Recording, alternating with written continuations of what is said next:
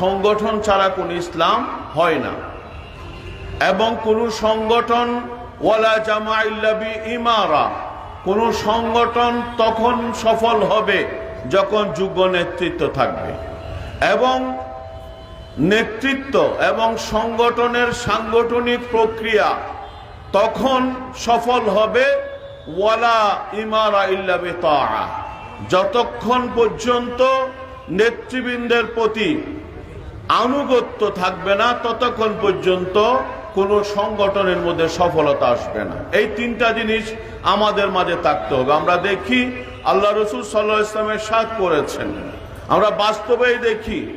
আপনি যদি দেখেন জঙ্গলের মধ্যে সবচেয়ে বড় প্রাণী হলো হাতি, কিন্তু সেই হাতিটা যদি তাদের দলচ্যুত হয়ে যায় তখন দেখা যায় ওই হাতিটাকেও তার জীবন নাশের হুমকি